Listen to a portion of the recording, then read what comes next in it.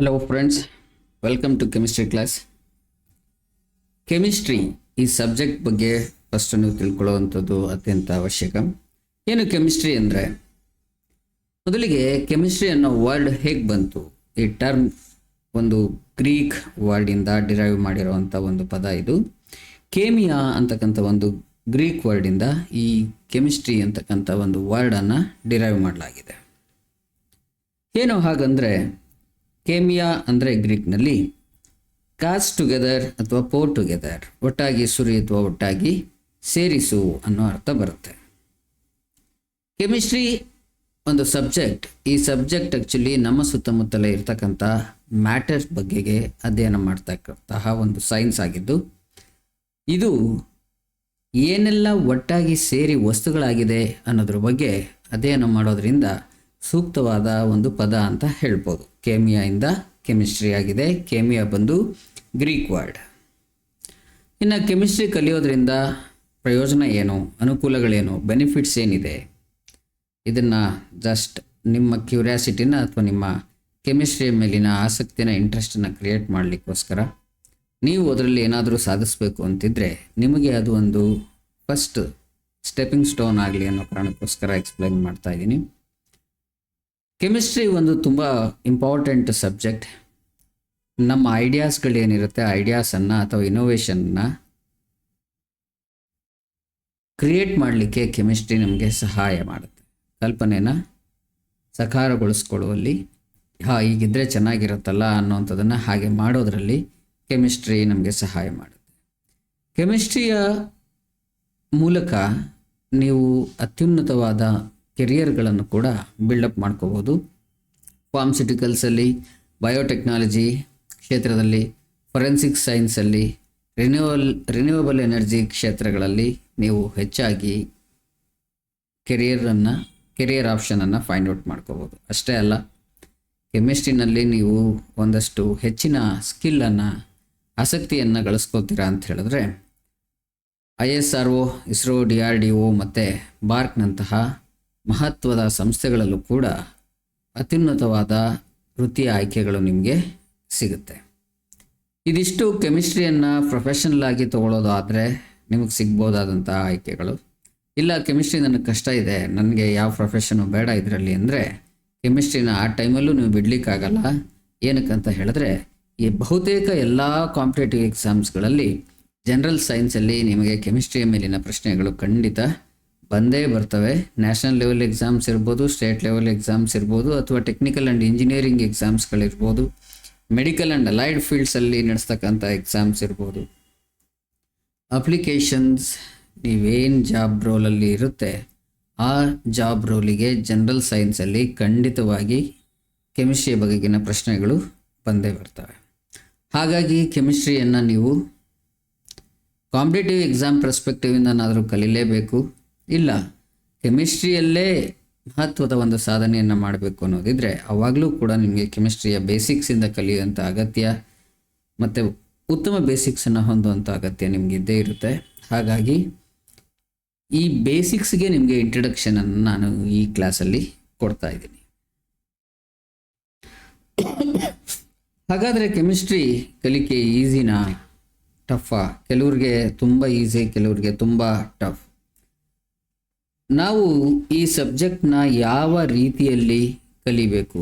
Ways to learning ಅಥವಾ ways to learn chemistry, effective ways to learn chemistry.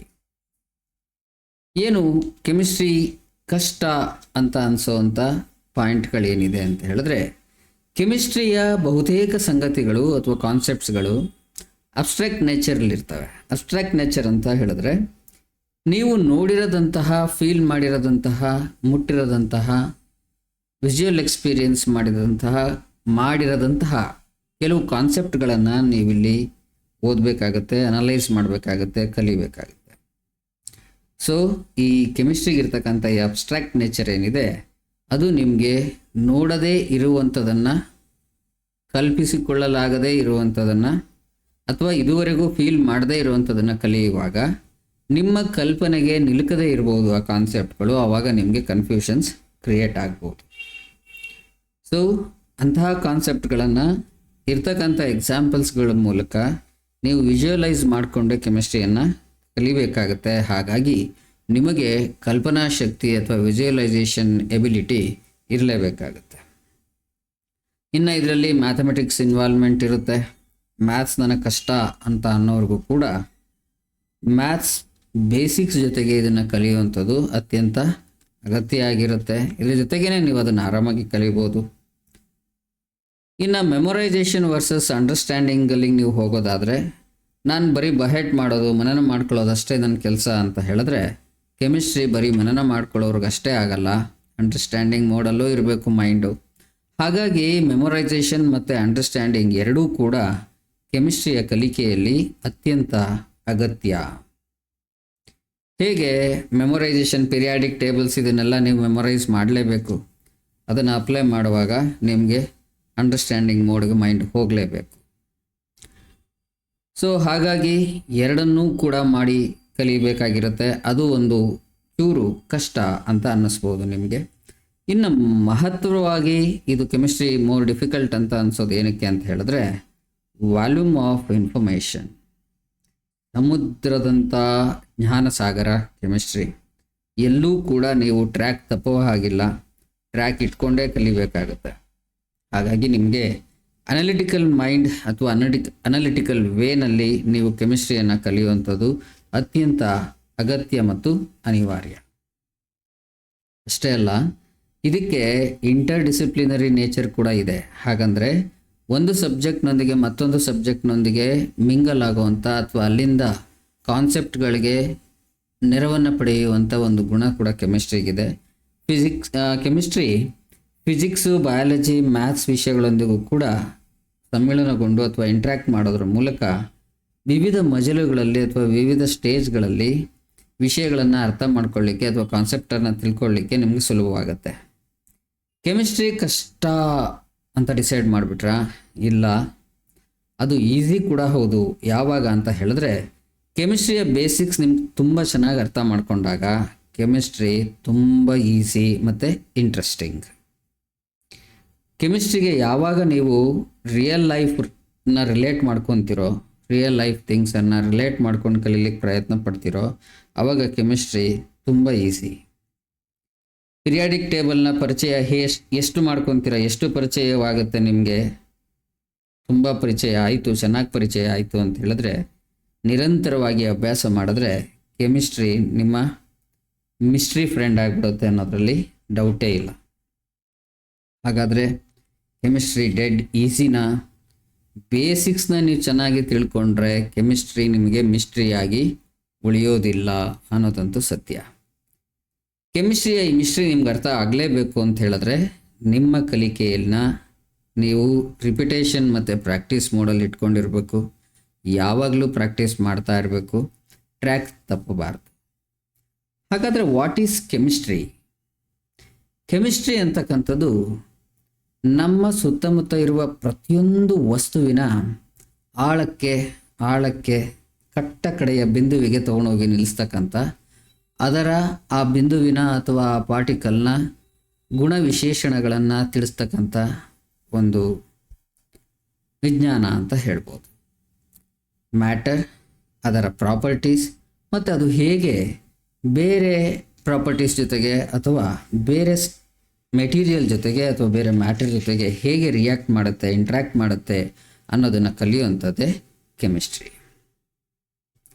ಹಾಗಾದರೆ matter ಅಂದರೆ ಏನು?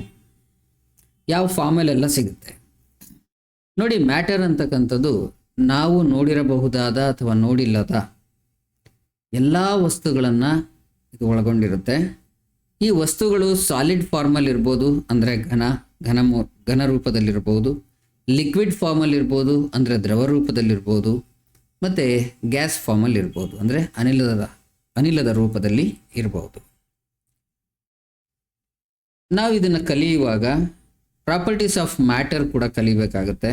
ಅಂದರೆ ಇರ್ತಕ್ಕಂಥ ವಸ್ತುಗಳ ಶೇಪ್ ಇರ್ಬೋದು, ಕಲರ್ ಇರ್ಬೋದು, ಆ ವಸ್ತುವಿನ ಸಾಂದ್ರತೆ ಅಂದರೆ ಡೆನ್ಸಿಟಿ ಇರ್ಬೋದು, ಅದನ್ನು ಕಲಿಬೇಕು. ಅವುಗಳು ಹೇಗೆ ರಿಯಾಕ್ಟ್ ಮಾಡ್ತವೆ ಮತ್ತು ಸುಟ್ಟಾಗ ಸಿಗುವಂತಹ ಉಪಲಬ್ಧ ಏನು, ಇದೆಲ್ಲದನ್ನು ಕಲಿಯೋದೇ ಅಥವಾ ಇದೆಲ್ಲದನ್ನು ಅರ್ಥ ಮಾಡ್ಕೊಳ್ಳೋದೇ, ಇದೆಲ್ಲದನ್ನು ಅಧ್ಯಯನ ಮಾಡುವಂಥದ್ದೇ ಕೆಮಿಸ್ಟ್ರಿ. ಮ್ಯಾಟರ್ನ ಕ್ಲಾಸಿಫಿಕೇಷನ್ ಮಾಡಿ ಕೂಡ ಕಲಿಬೇಕಾಗುತ್ತೆ. ಏನಕ್ಕಂತ ಹೇಳಿದ್ರೆ ಆಟಮ್ಸು, ಮಾಲಿಕ್ಯೂಲ್ಸ್ ಮುಂತಾದ ಮಹತ್ವದ ವಿಷಯಗಳನ್ನು ನೀವು ಕೆಮಿಸ್ಟ್ರಿಯಲ್ಲಿ ಅಧ್ಯಯನ ಮಾಡೋದ್ರಿಂದ ತುಂಬ ಡೀಪಾಗಿ. ಕ್ಲಾಸಿಫಿಕೇಷನ್ ಆಫ್ ಮ್ಯಾಟರ್ ಏನು ಬರುತ್ತೆ ಅಂತ ಹೇಳಿದ್ರೆ, ಎಲಿಮೆಂಟ್ಸ್ ಯಾವ ಒಂದು ಮ್ಯಾಟರ್ ಅಥವಾ ಒಂದು ವಸ್ತು ಸಿಂಪ್ಲೆಸ್ಟ್ ಫಾರ್ಮಲ್ಲಿ ಇರುತ್ತೆ ಅದನ್ನು ಎಲಿಮೆಂಟ್ಸ್ ಅಂತ ಹೇಳ್ಬೋದು. ಉದಾಹರಣೆಗೆ ಗೋಲ್ಡ್ ಮತ್ತು ಆಕ್ಸಿಜನ್. ಕಾಂಪೌಂಡ್ಸ್ ಅಂತ ಹೇಳಿದ್ರೆ ಯಾವ ಎಲಿಮೆಂಟ್ಸ್ಗಳು ಮತ್ತೆ ಬೇರೆ ಎಲಿಮೆಂಟ್ಸ್ ಜೊತೆಗೆ ಸೇರ್ತವೆ ಅವುಗಳನ್ನು ನೀವು ಕಾಂಪೌಂಡ್ಸ್ ಅಂತ ಹೇಳ್ಬೋದು. ಕಾಂಬಿನೇಷನ್ ಆಫ್ ಎಲಿಮೆಂಟ್ಸನ್ನು ಕಾಂಪೌಂಡ್ಸ್ ಅಂತ ಹೇಳ್ಬೋದು.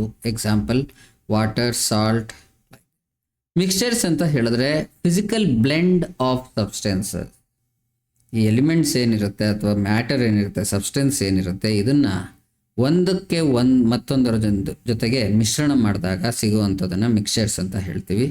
ಏರ್ ಇರ್ಬೋದು, ಏರಲ್ಲೂ ಕೂಡ ಎಷ್ಟು ಮಿಕ್ಸ್ಚರ್ಸ್ ಇದೆ, ಏನೇನೆಲ್ಲ ಇದೆ ಅನ್ನೋದನ್ನು next further one by one deep ಲೆವೆಲಲ್ಲಿ ನಾವು ಹೋಗ್ತೀವಿ. ಸಾಲ್ಟ್ ವಾಟರ್ ಈ ಥರದ್ದು.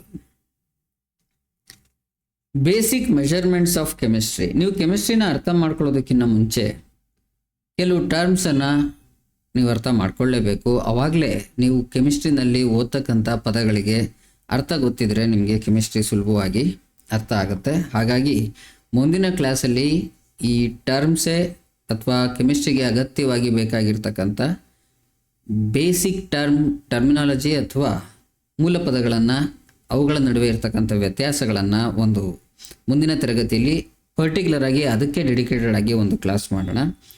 ಒಂದು ಎಕ್ಸಾಂಪಲ್ ನಾನು ಇಲ್ಲಿ ಹೇಳ್ತೀನಿ ಅಷ್ಟೇ. ಮಾಸ್ ಮತ್ತು ವೆಯ್ಟ್, ಇದಕ್ಕೆ ನೀವು ಯಾವಾಗಲೂ ಖಂಡಿತವಾಗ್ಲೂ ಆಗಿರ್ತೀರ. ಮಾಸ್ ಅಂತಕ್ಕಂಥದ್ದು ಒಂದು ಮ್ಯಾಟರಲ್ಲಿ ಒಂದು ಆಬ್ಜೆಕ್ಟಲ್ಲಿ ಇರಬಹುದಾದಂತಹ ಮ್ಯಾಟರ್ನ ಪ್ರಮಾಣ. ಹಾಗಾದರೆ ವೆಯ್ಟ್ ಅಂದರೆ ಏನು? ವೆಯ್ಟ್ ಅಂದರೆ ಎನಿ ಆಬ್ಜೆಕ್ಟ್, ಆ ಆಬ್ಜೆಕ್ಟನ್ನು ಭೂಮಿಯ ಗ್ರಾವಿಟಿ ಎಷ್ಟು ತನ್ನೆಡೆಗೆ ಪುಲ್ ಮಾಡುತ್ತೆ, ಎಳೆಯುತ್ತೆ ಅಂತಕ್ಕಂಥದ್ದು ವೆಯ್ಟ್ ಆಗುತ್ತೆ. So content of matter in object is mass. Force due to gravity on the object is weight. ಇಷ್ಟನ್ನು ತಿಳ್ಕೊಬೋದು. ಇನ್ನು ಮೆಜರ್ಮೆಂಟ್ ಕೂಡ ಮಾಸನ್ನು ನಾವು ಕೆ ಜಿನಲ್ಲಿ ಅಂದರೆ ಕಿಲೋಗ್ರಾಮಲ್ಲಿ ಹೇಳಿದ್ರೆ, ವೆಯ್ಟನ್ನು ನಾವು ಫೋರ್ಸ್ ಬಳಸ್ತಾ ಇರೋದ್ರಿಂದ ನ್ಯೂಟನಲ್ಲಿ ಮಾಡ್ತೀವಿ ಆ್ಯಕ್ಚುಲಿ. ನೆಕ್ಸ್ಟು ಇದನ್ನು ತುಂಬ ಡೀಪಾಗಿ ನೆಕ್ಸ್ಟ್ ಕ್ಲಾಸಲ್ಲಿ ಇದು ಮಾಸ್ ಹೇಗೆ ಎಲ್ಲಿಯೂ ಕೂಡ ಚೇಂಜ್ ಆಗಲ್ಲ, ವೆಯ್ಟ್ ಹೇಗೆ ಚೇಂಜ್ ಆಗುತ್ತೆ, ನಾವು ಚಂದ್ರನ ಮೇಲೆ ಹೋದಾಗ ವೆಯ್ಟ್ ಚೇಂಜ್ ಆಗುತ್ತಾ, ಮಾಸ್ ಚೇಂಜ್ ಆಗಲ್ವಾ, ಈ ಥರದ ಪ್ರಶ್ನೆಗಳನ್ನು ಡಿಫ್ರೆನ್ಸ್ ಜೊತೆಗೆ ಆ ಟರ್ಮಿನಾಲಜಿನ ಮುಂದಿನ ಕ್ಲಾಸಲ್ಲಿ ನಾವು ತಿಳ್ಕೊಳ್ಳೋಣ. ಇದು ಜಸ್ಟ್ ಇಂಟ್ರಡಕ್ಷನ್ ಕ್ಲಾಸ್ ಆಗಿತ್ತು ಅಷ್ಟೇ ನಿಮಗೆ. ಹಾಗಾಗಿ ಮುಂದಿನ ಕ್ಲಾಸ್ಗೆ ನೀವು ಜಾಯ್ನ್ ಆಗ್ಬೋದು. ನಮ್ಮ ವೆಬ್ಸೈಟ್ ಮತ್ತು ಆ್ಯಪ್ಗಳ ಉಪಯೋಗವನ್ನು ನೀವು ಪಡ್ಕೋಬೋದು. ವೆಬ್ಸೈಟ್ ನಿಮಗೆ ಗೊತ್ತಿದೆ, ಈಗ ಆಲ್ರೆಡಿ ನೀವು ಕ್ಲಾಸನ್ನು ಕೇಳ್ತಾ ಇದ್ದೀರಾ ಅಥವಾ ಯೂಟ್ಯೂಬಲ್ಲಿ ನೀವು ಈ ಕ್ಲಾಸನ್ನು ಕೇಳ್ತಾ ಇದ್ದರೆ achievershunt.comಗೆ ಭೇಟಿ ಕೊಡಿ ಅಥವಾ ಪ್ಲೇಸ್ಟೋರಲ್ಲಿ ಅಚೀವರ್ಸ್ ಅಕಾಡೆಮಿ ಆ್ಯಪನ್ನು ಡೌನ್ಲೋಡ್ ಮಾಡ್ಕೊಳ್ಳಿ. ನಾವೇನನ್ನು ಪ್ರತಿ ಕ್ಲಾಸಲ್ಲಿ ನಿಮ್ಗೆ ತಿಳಿಸ್ತೀವೋ ಆ ಪ್ರತಿ ಕ್ಲಾಸಿನ ನೋಟ್ಸನ್ನು ನಮ್ಮ ಅಚೀವರ್ ಹಂಟ್ಸ್ ಇ ಬುಕ್ ಆ್ಯಪಲ್ಲಿ ನೀವು ಆ್ಯಪನ್ನು ಡೌನ್ಲೋಡ್ ಮಾಡಿಕೊಂಡು ಆ್ಯಕ್ಸೆಸ್ ಮಾಡ್ಬೋದು. ಕೋರ್ಸನ್ನು ಪರ್ಚೇಸ್ ಮಾಡಿದವ್ರಿಗೆ ಆ್ಯಪ್ ಫ್ರೀಯಾಗಿ ಸಿಗುತ್ತೆ. ಅಲ್ಲಿ ನೀವು ಯಾವುದನ್ನು ಸಬ್ಸ್ಕ್ರೈಬ್ ಮಾಡಬೇಕಾಗಿಲ್ಲ. ಆ್ಯಕ್ಚುಲಿ ನಿಮಗೆ ಕ್ಲಾಸ್ ಕೇಳಿದ ನಂತರ ನೋಟ್ಸ್ ಸಿಗುತ್ತೆ. ನೋಟ್ಸ್ ಓದಿದ ನಂತರ ನಿಮಗೆ ಕ್ವಿಝನ್ನು ಅಟೆಂಡ್ ಮಾಡ್ಬೋದು. ನೀವು ಎಷ್ಟು ಕಲ್ತಿದ್ದೀರಾ ಅಥವಾ ನಿಮಗೆ ಎಷ್ಟು ಅರ್ಥ ಆಗಿದೆ ಅನ್ನೋದನ್ನು ಈ ಪ್ರಶ್ನೆಗಳಿಗೆ ಪ್ರಾಕ್ಟೀಸ್ ಮಾಡೋದ್ರ ಮೂಲಕ ನಿಮ್ಮನ್ನು ನೀವು ತರೋ ಮಾಡ್ಕೋಬೋದು. ಕ್ವಿಝ್ ಮತ್ತು ನಿಮಗೆ ಕ್ಲಾಸಸ್ ಆ್ಯಪಲ್ಲೂ ಸಿಗುತ್ತೆ, ವೆಬ್ಸೈಟಲ್ಲೂ ಸಿಗುತ್ತೆ. ಇ ಬುಕ್ ಮಾತ್ರ ಆ್ಯಪಲ್ಲಿ ಮಾತ್ರ ಸಿಗುತ್ತೆ. ಹಾಗೆ achievershunt.in ಅಲ್ಲಿ ನೀವು ಯಾವ ಎಲ್ಲ ಪರೀಕ್ಷೆಗಳಿಗೆ ಏನು ಸಿಲೆಬಸ್ ಇರುತ್ತೆ, ಸ್ಟ್ರಾಟಜಿ ಏನನ್ನು ಓದಬೇಕು, ಇದಿಷ್ಟು ಇನ್ಫಾರ್ಮೇಷನ್ ಸಿಗುತ್ತೆ. ಇದಿಷ್ಟು ಮೂಲಗಳಲ್ಲಿ ಅಥವಾ ಇದಿಷ್ಟು ರಿಸೋರ್ಸಸಲ್ಲಿ ನಿಮಗೆ ಯಾವುದೇ ಜಾಹೀರಾತಿನ ಅಡ್ವರ್ಟೈಸ್ಮೆಂಟ್ನ ಡಿಸ್ಟರ್ಬೆನ್ಸ್ ಇರಲ್ಲ. ಪ್ಯೂರ್ ಸ್ಟಡಿ ಮೆಟೀರಿಯಲ್ ಸಿಗುತ್ತೆ, ಪ್ಯೂರ್ ಕ್ಲಾಸಸ್ ಸಿಗುತ್ತೆ. ಎಂಜಾಯ್ ಮಾಡಿ. Thank you. Good day. ಮುಂದಿನ ಕ್ಲಾಸ್ನಲ್ಲಿ ಕೆಮಿಸ್ಟ್ರಿಗೆ ಅಗತ್ಯವಾಗಿ ಬೇಕಾದಂಥ ಟರ್ಮಿನಾಲಜಿ ಮತ್ತು ಆ ಟರ್ಮ್ಸ್ಗಳ ನಡುವೆ ಇರತಕ್ಕಂಥ ಡಿಫ್ರೆನ್ಸನ್ನು ನಾನು ನಿಮಗೆ ಎಕ್ಸ್ಪ್ಲೈನ್ ಮಾಡಿಕೊಡ್ತೀನಿ. Thank you.